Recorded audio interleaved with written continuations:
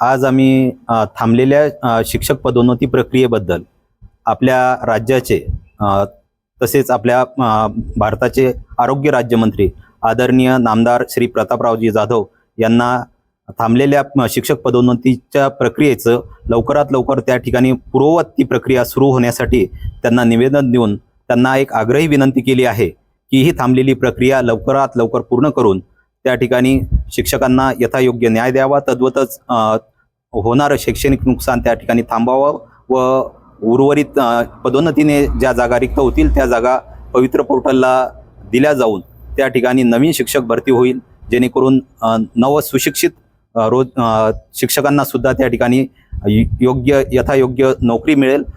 धन्यवाद. महाराष्ट्र शासनाच्या शालेय शिक्षण विभागाने शिक्षकांची पदोन्नती सुरू केलेली होती. माननीय उच्च न्यायालयाच्या निर्देशानुसार आणि GR नुसार ही पदोन्नती प्रक्रिया पारदर्शी पार पडत होती. परंतु आपल्यापैकीच काही शिक्षकांनी न्यायालयात परत याचिका दाखल केल्यामुळं ही प्रक्रिया रखडली गेली.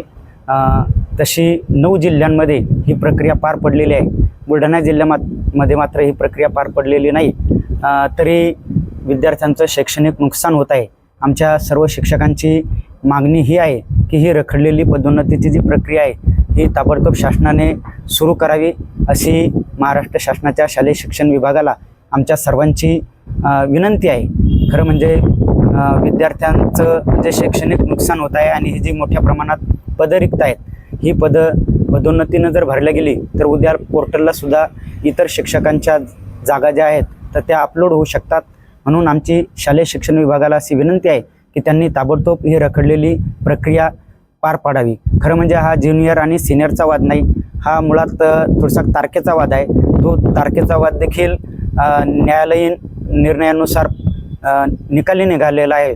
परंतु काही शिक्षकांनी त्याचा युगो केल्यामुळं ती प्रक्रिया रखडलेली आहे. आणि म्हणून आमची संचालक, शालेय शिक्षण सचिव आणि मंत्री महोदयांना सुद्धा विनंती आहे की त्यांनी ही रखडलेली जी पदोन्नतीची प्रक्रिया आहे ही ताबडतोब पार पाडावी. धन्यवाद.